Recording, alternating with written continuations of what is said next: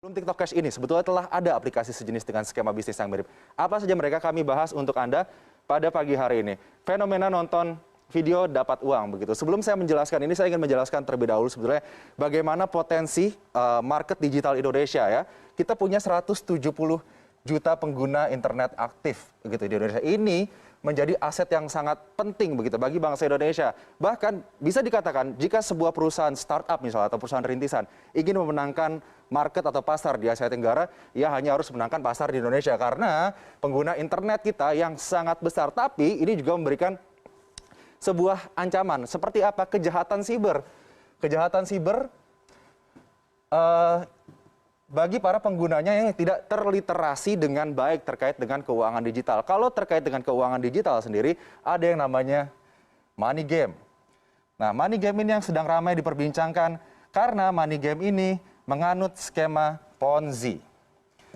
Nanti kita akan bahas lebih jauh terkait skema Ponzi ini, tapi saya akan jelaskan terlebih dahulu aplikasi-aplikasi yang memberikan penghasilan kepada para penggunanya hanya dengan menonton iklan ataupun video yang sedang ramai diperbincangkan saat ini, yaitu TikTok Cash. Nah, ini dia. TikTok Cash saat ini sudah memiliki anggota 500.000 orang. Mungkin saja lebih saat ini begitu ya. Namun TikTok sendiri, TikTok merupakan anak perusahaan dari ByteDance begitu, sudah mengeluarkan pernyataan bahwa tidak memiliki keterkaitan atau tidak berhubungan sama sekali dengan TikTok Cash. Jadi sudah ada pernyataan resmi dari TikTok bahwa tidak ada hubungan dengan TikTok Cash ini. Jadi harus diwaspadai begitu ya. Kemudian bagaimana cara para anggotanya ini bisa mendapatkan uang atau pundi-pundi rupiah? Hanya dengan memfollow akun, like, dan nonton video TikTok saja begitu. Ini dikatakan bahwa dengan memfollow akun, like, dan nonton video TikTok ini akan langsung berhubungan dengan internet selebriti begitu. Jadi dikatakan di sini dengan berhubungan dengan internet selebriti ini akan memberikan suatu hubungan yang mutual atau win-win solution antara para penonton anggota ini dengan para internet selebriti ini yang grafik atau traffic TikToknya akan melesat naik karena banyak yang nonton. Kemudian anggota juga harus membayar biaya pendaftaran. Nah, ini dia. Biaya pendaftaran dan terdiri dari tingkatan level. Ini saya akan bahas ya. Semoga saya membahasnya ini tidak menjadi sebuah promosi, tapi ini sebagai sebuah langkah precaution bagi Anda semua begitu ya. Bahwa ada indikasi yang ditemukan oleh Satgas Waspada Investasi OJK begitu, ada indikasi TikTok Cash ini menganut pola Ponzi yang dilarang oleh pemerintah Indonesia, oleh OJK begitu. Jadi untuk tingkatan levelnya ini sendiri terdiri dari beberapa level, mulai dari magang sampai ke pengawas. Nah, ini levelan-levelan yang bisa diambil oleh para anggota TikTok Cash ini kemudian untuk mendapatkan pundi-pundi yang lebih banyak lagi. Dan jaraknya di sini dari magang sampai ke pengawas, jika ingin naik atau upgrade tingkat harus membayar dengan nominal 89.000 sampai dengan 15 juta rupiah. Nah, nanti kita akan bahas terkait dengan penambahan biaya untuk upgrade ini karena terindikasi Ponzi oleh Satgas Waspada Investasi OJK. Saat ini masih terus diselidiki oleh OJK terkait dengan TikTok Cash ini. Karena kalau nantinya terbukti melakukan skema Ponzi ini pasti akan merugikan para anggotanya yang sudah menginvestasikan uang cukup besar begitu untuk TikTok Cash. Sebelum TikTok Cash sebetulnya sudah ada aplikasi serupa begitu yang menerapkan skema ini dan sudah dinyatakan dilarang atau ilegal ya. OJK sudah menyatakan bahwa VTube ini adalah aplikasi yang ilegal atau dilarang untuk ditransaksikan atau digunakan di Indonesia. Ternyata VTube ini sudah di-download lebih dari 10 juta kali di Play Store. Kemudian dia juga sistemnya untuk mendapatkan uang adalah memberikan poin penghasilan bagi anggota. Kemudian diperbolehkan transaksi jual beli poin antara anggota. Mendapatkan referral point jika berhasil membawa anggota baru. Jadi kalau misalnya Anda berhasil skemanya seperti member get member gitu ya.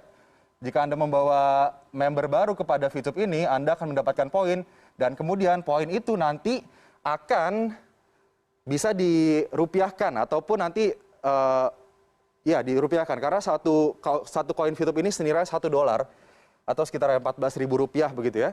Dan kemudian ini daftarnya gratis, harus perpanjang, mau hasil lebih Anda harus upgrade dan ini sudah lagi-lagi dilarang atau ilegal, dinyatakan ilegal oleh otoritas jasa keuangan. Kemudian ada juga yang baru saja ditemukan oleh OJK, yaitu Vito.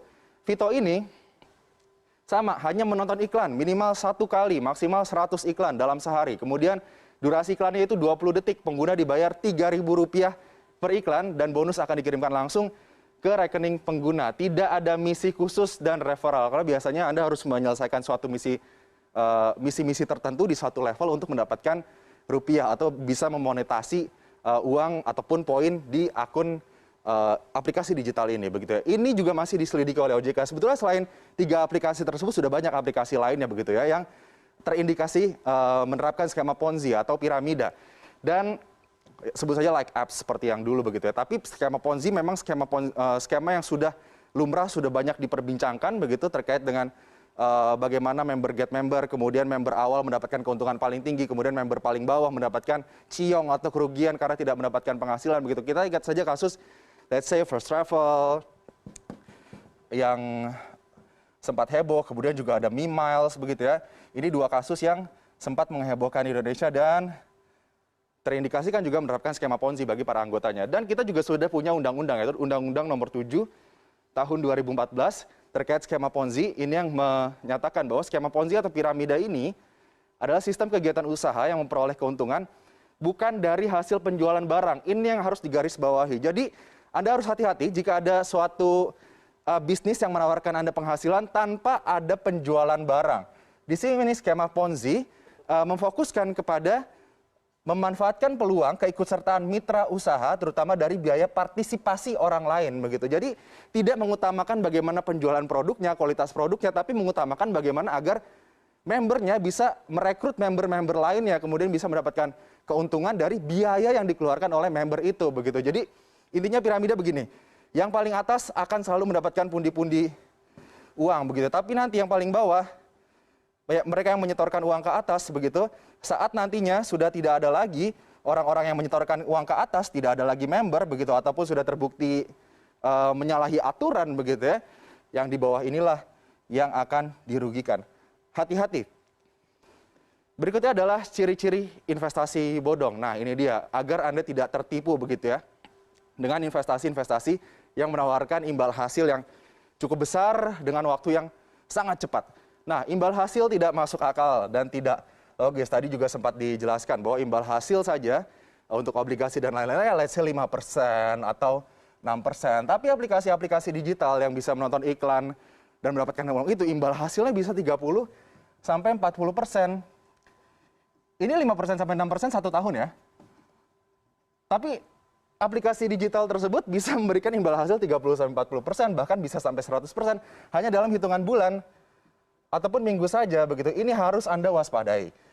Kemudian ada uang muka yang harus dibayarkan dan dijanjikan kembali dengan cepat, begitu. Jadi Anda bisa mengembalikan uang modal Anda itu dengan cepat. Kemudian memiliki layanan lapisan yang berjenjang, tadi bertingkat, dan skema pengelolaan bisnis yang tidak transparan. Yang paling aman adalah bagaimana kita rutin melakukan pengecekan kepada otoritas jasa keuangan ataupun berita-berita, begitu, agar kita tidak tertipu, tidak menjadi korban dari money game ataupun skema Ponzi ataupun penipuan berbasis keuangan digital.